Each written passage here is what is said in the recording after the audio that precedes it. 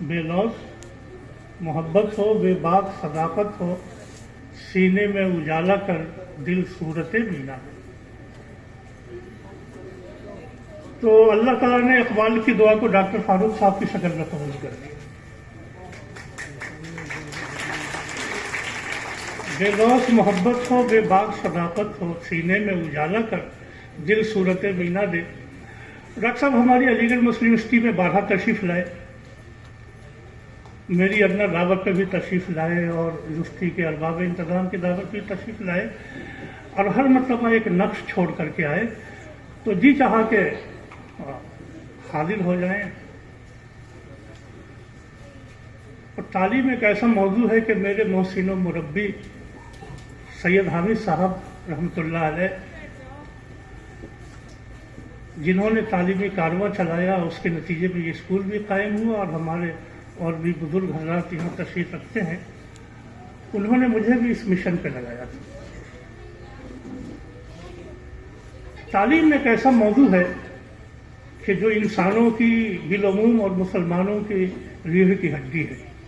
اگر تعلیم نہ ہو تو آدمی کھڑا بھی نہیں ہو سکتا، چلنا تو دور کی بات ہے۔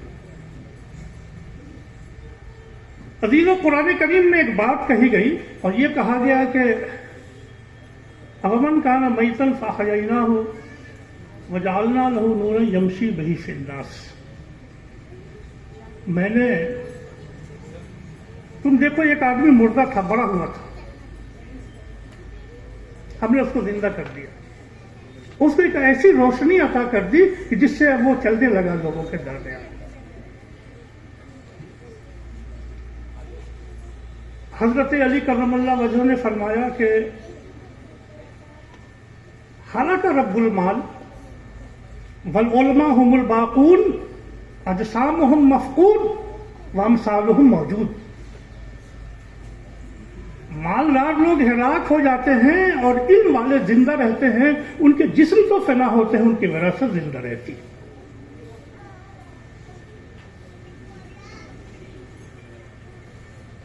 جاہل دیکھنے میں تو زندہ ہے لیکن حقیقت میں وہ مردہ ہے، اور اہل علم مر بھی جائیں تو مرنے کے بعد بھی وہ زندہ ہے، وہ مرتے ہی نہیں۔ تو زندگی اور موت علم سے وابستہ ہے۔ کسی کو چلتا پھرتا دیکھو تو نہ سمجھو کہ یہ زندہ انسان ہے، اگر دیکھو کہ اس کے اندر علم ہے، تہذیب ہے، رمق ہے زندگی کی، تو وہ زندہ ہے، ورنہ وہ مردہ ہے۔ تو زندگی علم ہے اور جہالت موت ہے، یہ فلسفہ قرآن نے دیا اور رسول اللہ صلی اللہ علیہ وسلم نے دیا۔ تو ایک بات تو یہ میرے بچوں سمجھ لو کہ جس قرآن کو تم نے پڑھا ابھی، وہ قرآن یہ کہتا ہے کہ علم والا ہی زندہ ہے، جس کے پاس علم نہیں ہے وہ زندہ نہیں ہے، وہ مردہ ہے۔ تم کو نظر مردہ زندہ آتا ہے، کیسے سمجھو گے؟ مردہ کس کو کہتے ہیں اور زندہ کس کو کہتے ہیں؟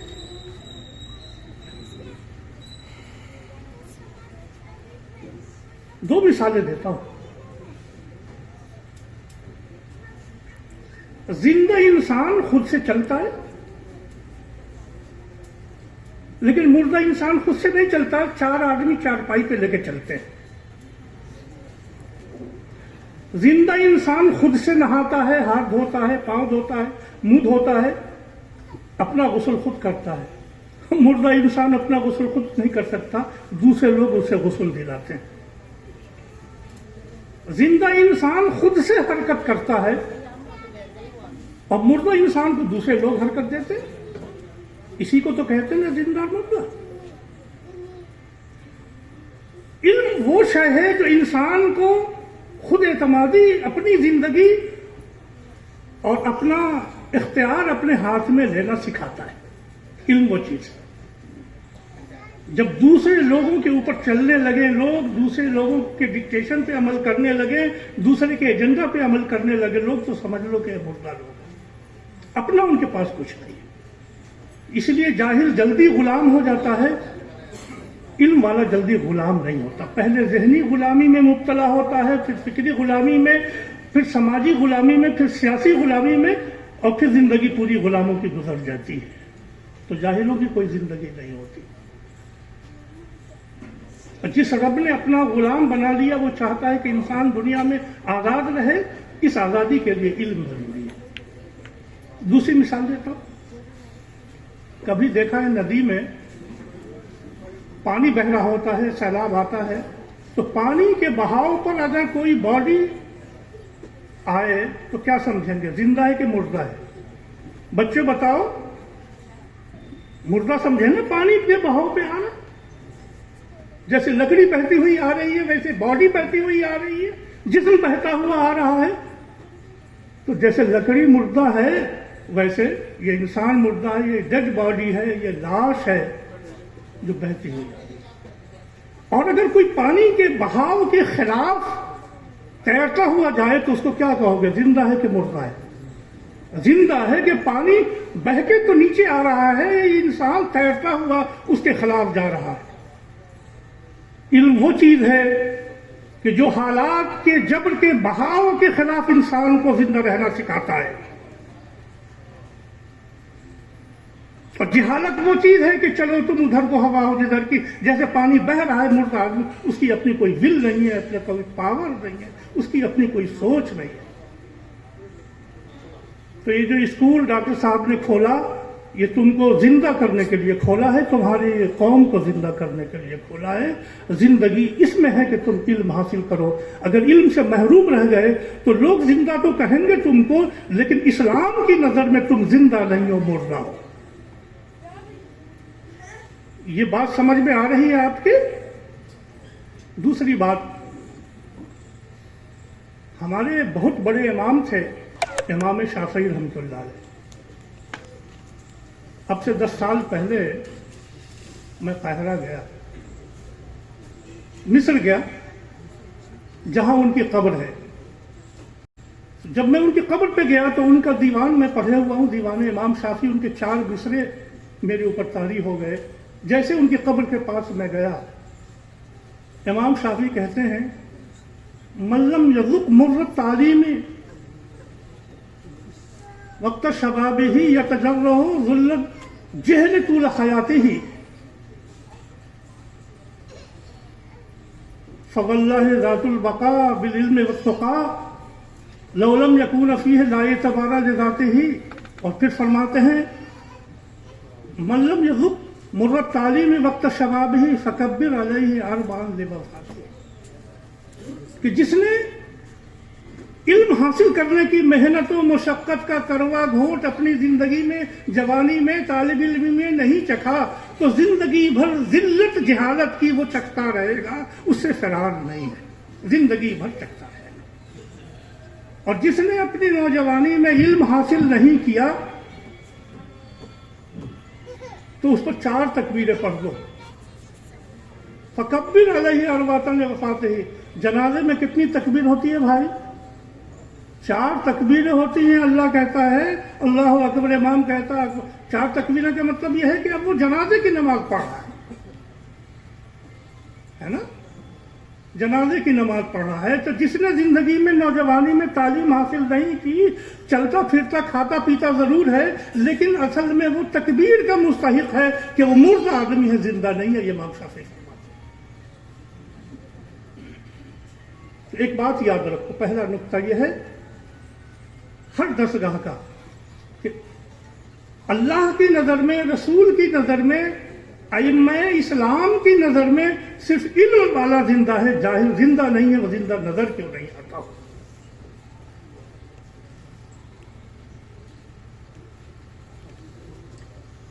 العالم حی والجاہل میت. اہل علم زندہ ہے اور جاہل مردہ ہے. دوسری بات یہ ہے کہ علم انسان کے پاس 2 ذریعوں سے آتا ہے. ایک ذریعہ تو وہ ہے کہ انبیاء بھیجے اللہ نے حضرت آدم علیہ السلام سے لے کر نبی خاتم محمد صلی اللہ علیہ وسلم تک, اور سب کو کتابیں نازل کی, وہی بھیجی. وہی اللہ جو القا کرتا ہے جبریل کے ذریعے بھیجتا ہے اپنے رسول کو, وہی کہتے ہیں. تو ایک علم وہ ہے جو اللہ کے ذریعے آتا ہے، نبی کے ذریعے آتا ہے، اس کو علم بالوحی، اور دوسرا علم وہ ہے جو انسان اپنے تجربے سے سیکھتا ہے، ہاتھ پاؤں سے سیکھتا ہے، نظر سے سیکھتا ہے، دوسروں کے تجربوں سے سیکھتا ہے، اس کو ہم کہتے ہیں علم بالسعی، آدمی کی کوششوں سے حاصل ہوتا ہے۔ علم بالوحی کے بارے میں اللہ تبارک و تعالیٰ نے کہا کہ دیکھو جو علم ہے اس کا سرچشمہ ہماری ذات ہم دے دیتے ہیں، انا اوحینا الیک کما اوحینا الی نوح والنبیین من بعد۔ اے محمد صلی اللہ علیہ وسلم، ہم نے آپ کی طرف اپنا علم منتقل کیا ہے، وہی بھیجی ہے اسی طرح جیسے ہم نے نوح پر، ابراہیم پر، موسیٰ پر، عیسیٰ پر علم کو بھیجا تھا۔ یہ علم بالوحی ہے عزیزوں۔ اور دوسرا علم وہ ہے جو علم ہم تجربے سے حاصل کرتے ہیں، محنت سے حاصل کرتے ہیں، ہاتھ پاؤں کان سے حاصل کرتے ہیں۔ قرآن نے کیا کہا؟ قرآن میں جو آپ نے پڑھا آج، قرآن کہتا ہے واللہ اخرجکم من بطون امہاتکم لا تعلمون شیئا وجعل لکم السمع والابصار والافئدہ لعلکم تشکرون۔ اللہ نے تم کو ماؤں کے پیٹ سے پیدا کیا، اخرجکم من بطون امہاتکم، جس وقت پیدا کیا اس وقت تو تم سے رو رہے تھے، کچھ نہیں آتا تھا، تم کچھ آتا تھا؟ نہیں آتا تھا۔ بچہ پیدا ہوتا ہے تو رونا شروع کرتا ہے۔ اللہ نے تم کو کان دیے، آنکھیں دی، نگاہیں دی، دل دیا، یہ سارے اور اعضاء و جوارح دیے۔ کس لیے دیے؟ اس لیے دیے تاکہ تم اللہ کا شکر ادا کرو۔ یہ ذرائع وہ ہیں کہ جن سے آدمی علم حاصل کرتا ہے، دیکھ کے علم حاصل کرتا ہے، تو یہ دونوں علم ہیں۔ علم بالوحی جو اللہ کی طرف سے علم نبیوں پر آتا ہے، اس کا موضوع انسان کی نجات ہے، اور جو انسان اپنے تجربے سے حاصل کرتا ہے اس کا موضوع انسان کی زندگی یعنی اس کی حیات ہے۔ آدمی میڈیسن کا علم حاصل کرتا ہے، اپنی جان بھی بچاتا ہے، انسانوں کی بھی جان بچاتا ہے۔ آدمی کیمسٹری کا علم حاصل کرتا ہے، فزکس کا علم حاصل کرتا ہے، یہ ہنر حاصل کرتا ہے، کارپینٹری کرتا ہے،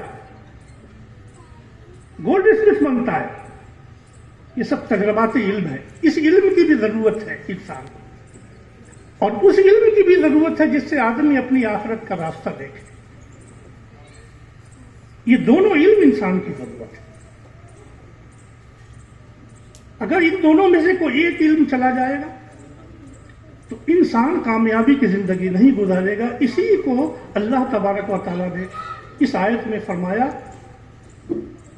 کہ یرفع اللہ الذین آمنوا منکم والذین اوتوا العلم درجات، اللہ تم میں سے ان کے درجے بلند کرتا ہے کہ جو علم والے ہیں اور ایمان والے ہیں۔ جو آدمی وحی الہی پر ایمان لاتا ہے، اس سرچشمے پر ایمان لاتا ہے، وہ علم والا ہے، اور وہ آدمی جو دنیا کے تمام علوم کو حاصل کرتا ہے وہ بھی علم والا ہے۔ یہ دونوں علم بنتے ہیں تو آدمی ترقی کرتا ہے۔ ایک علم وہ ہے جو آدمی کو دل کی روشنی عطا کرتا ہے، یہ علم وہ ہے جو انسان کو دماغ کی روشنی عطا کرتا ہے۔ ایک علم وہ ہے جو باہر کے فتنوں سے انسان کو محفوظ کرتا ہے، اور ایک علم وہ ہے جو اندر کے شکوک و شبہات سے انسان کو بچاتا ہے۔ ایک علم وہ ہے جو انسان میں عشق کی قوت پیدا کرتا ہے، اور ایک علم وہ ہے جو انسان میں دلیل کی طاقت عطا کرتا ہے۔ تو یہ دونوں علم ہمارے ضروری ہیں۔ کیسے؟ یہ دیکھو، انسان کئے پاؤں سے چلتا ہے؟ ہم لوگ کئے پاؤں سے چلتے ہیں؟ دو پاؤں سے چلتے ہیں نا۔ اگر ایک پاؤں ہمارا ٹوٹ جائے تو ہم لنگڑے ہو جائیں گے، دوڑ میں مقابلہ نہیں کر پائیں گے۔ اسی طرح اللہ کی کائنات کا علم اور اللہ کی شریعت کا علم یہ ہمارے دو پاؤں ہے۔ یوں سمجھو کہ ایمان ایک پاؤں ہے اور علم ایک پاؤں ہے۔ اگر ایک پاؤں ٹوٹ گیا تو ہم لنگڑے ہو جائیں گے، نہ دنیا میں چل پائیں گے نہ آخرت میں چل پائیں گے۔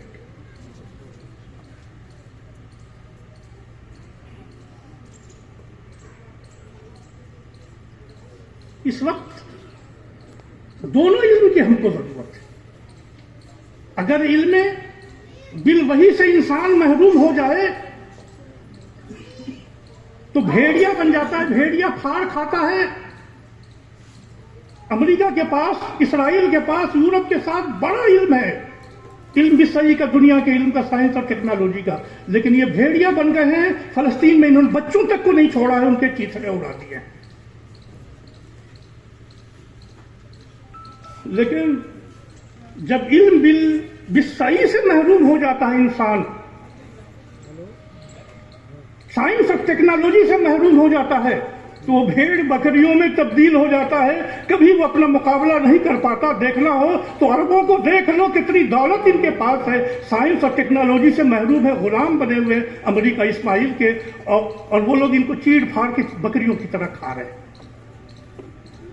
تو ترقی کا راز یہ ہے کہ دونوں پاؤں سے جب آدمی چلتا ہے تب ترقی کرتا ہے۔ یرفع اللہ الذین آمنوا منکم والذین اوتوا العلم درجات۔ صرف کہہ دو ہم حافظ ہو گئے، عالم ہو گئے، مولانا ہو گئے، اللہ کی نظر میں کافی نہیں ہے۔ اگر کہہ دو کہ صرف ہم ڈاکٹر ہو گئے، انجینئر ہو گئے، وکیل ہو گئے، جج ہو گئے، اللہ کی نظر میں کافی نہیں ہے۔ دونوں کا مجموعہ ہونا ضروری ہے، دونوں حاصل کرنا ہے۔ اللہ تعالیٰ نے کیا سکھایا قرآن میں؟ ماؤں نے بچوں کو کیا پڑھایا؟ ماں سکھاتی ہے بیٹا پڑھو ربنا آتنا فی الدنیا حسنہ وفی الآخرۃ حسنہ وقنا عذاب النار۔ خدایا ہم کو دنیا کی بھی بھلائی عطا کر، آتنا فی الدنیا حسنہ۔ دنیا کافروں کے لیے نہیں بنائی گئی ہے، مومنوں کے لیے بنائی گئی ہے۔ وفی الآخرۃ حسنہ، اور آخرت کی بھی کامیابی ہمیں عطا کرنا۔ یہ دنیا ہم چھوڑیں گے نہیں، اور آخرت بھی نہیں چھوڑیں گے۔ اللہ کی بنائی ہوئی دنیا ہے، کسی اور کی نہیں ہے۔ تو دنیا کا علم بھی حاصل کرنا ہے، آخرت کا بھی علم حاصل کرنا ہے، تب ہماری ترقی ہوگی۔ اسی کو کہا قرآن نے یرفع اللہ الذین آمنوا منکم والذین اوتوا العلم درجات۔ اس کے درجے اللہ بلند کرتا ہے۔ رسول پاک صلی اللہ علیہ وسلم کے زمانے میں ہوئے تھے، اتنے گھروں میں بھی ہوں گے مائیں بیٹیاں ہوں گی، اتنے لوگوں کو پڑھا لکھا کر کے دنیا سے وہ رخصت ہوئے، ایک انقلاب برپا کر دیا۔ وہ نبی جو دنیا میں ایمان کی دعوت لے کر کے آئے تھے، وہ پہلے علم کی دعوت لے کر آئے تھے۔ جب ان کے اوپر پہلا قرآن کا حصہ نازل ہوا، پہلی وحی نازل ہوئی، تو ایمان سے پہلے علم کا ذکر تھا۔ اس میں تھا اقرأ بسم ربک الذی خلق خلق الانسان من علق اقرأ وربک الاکرم الذی علم بالقلم علم الانسان ما لم یعلم، کہ پڑھیے، پہلی مرتبہ یہ تھا۔ تو عزیزو، پڑھنا، علم حاصل کرنا ہماری امت کی ترقی کے لیے ضروری ہے۔ رسول اللہ صلی اللہ علیہ وسلم نے علم حاصل کرنے کو فرض قرار دیا۔ اہل علم کے لیے ایک نقطہ عرض کرتا ہوں، اقوام متحدہ نے، UN نے تعلیم حاصل کرنے کو انسان کا حق قرار دیا ہے۔ یہ رائٹ ہے، اس کا رائٹ ٹو ایجوکیشن، تعلیم کا حق ہے انسان کو، لیکن اسلام نے حق نہیں قرار دیا۔ اسلام کا فلسفہ ہی عجیب ہے، اسلام نے تعلیم کو انسان کا حق نہیں قرار دیا، انسان کا حق نہیں ہے، بلکہ انسان کا فرض ہے۔ طلب العلم فریضۃ علی کل مسلم، علم حاصل کرنا ہر مسلمان پر فرض ہے، خواہ وہ مرد ہو یا عورت ہو۔ عزیزو، میں تم کو بتاؤں حق میں اور فرض میں کیا فرق ہے، UN نے کیوں حق کہا اور اسلام نے کیوں فرض کہا، اسے سمجھو۔ آپ نے سے ہم نے قرض لیا 10,000 روپے، آپ کا یہ حق ہے ہمارے اوپر 10,000 روپے واپس کرنا، لیکن آپ نے اپنا حق چھوڑ دیا، تو کوئی پولیس آپ کو پکڑے گی کیا؟ کوئی قاضی صاحب آپ کو ماریں گے کیا؟ کوئی مفتی آپ کے خلاف فتویٰ دے گا کیا؟ نہیں نا۔ لیکن میری ڈیوٹی ہے کہ میں گورنمنٹ سے پیسے لیتا ہوں، صبح 8 بجے سے 4 بجے تک اسکول میں پڑھانے کے لیے، میں اسکول میں نہیں گیا، یہ میرا فرض تھا جو میں نے پورا نہیں کیا، تو میں سسپینڈ کیا جاؤں گا، مارا جاؤں گا، تنخواہ میری کاٹی جائے گی، پولیس پکڑ کر کے لے جائے گی، جج مجھ کو سزا دے گا۔ تو آدمی جب اپنا حق چھوڑ دیتا ہے تو اس کو کوئی سزا نہیں ملتی، فرض چھوڑ دیتا ہے تو اس کو سزا ملتی ہے، فرض چھوڑ دیتا ہے تو سزا۔ اس لیے اسلام نے UNO کی طرح یہ نہیں کہا کہ علم حاصل کرنا تمہارا حق ہے، بلکہ یہ کہا کہ علم حاصل کرنا تمہارا فرض ہے۔ فرض ادا کیا تو انعام پاؤ گے، فرض ادا نہیں کیا تو سزا پاؤ گے۔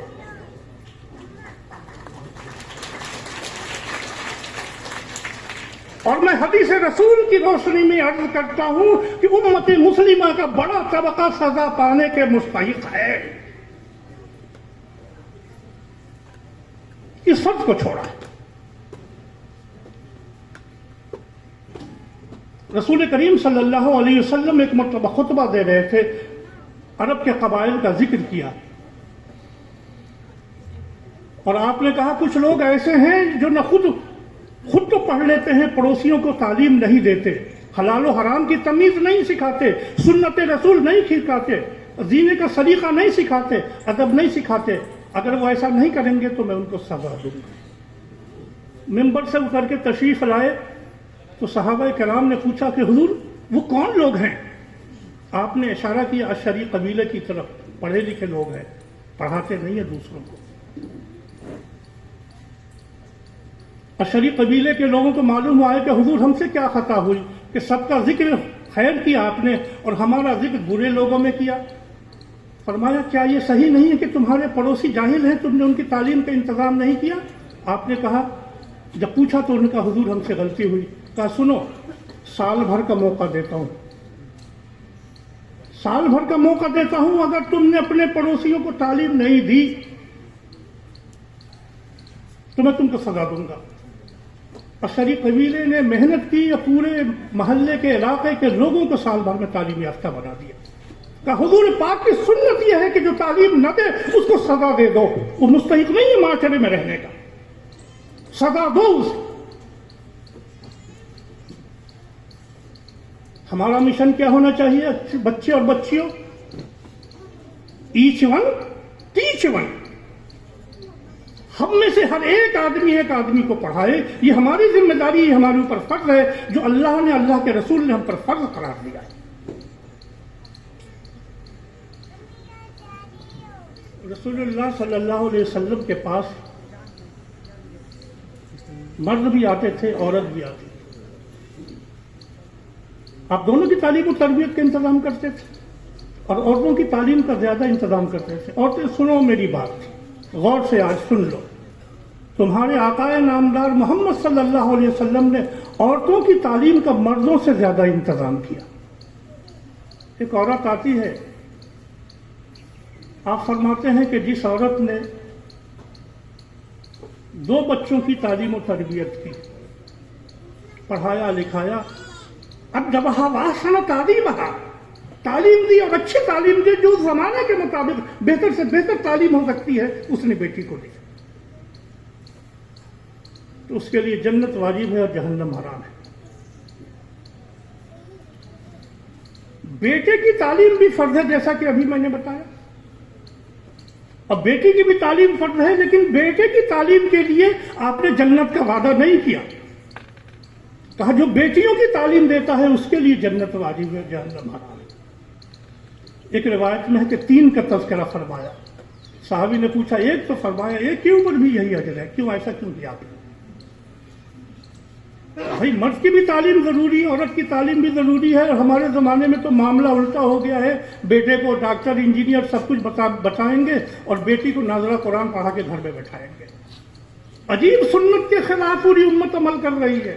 حضور فرماتے ہیں کہ جو بیٹیوں کی تعلیم دے جنت اس کے لیے واجب، جہنم حرام ہے، اور مسلمان یہ کہتا ہے کہ خود تو گٹ پٹ کے لیے جان دیے دیتے ہیں، مجھ کو یہ حکم کے پڑھ بیٹھ کے قرآن مجید۔ اکبر الہ آبادی نے طنز کیا آپ کی سوسائٹی پر، کیوں؟ آپ نے ایسا کیوں فرمایا؟ دنیا کے تمام ماہرین تعلیم یہ کہتے ہیں کہ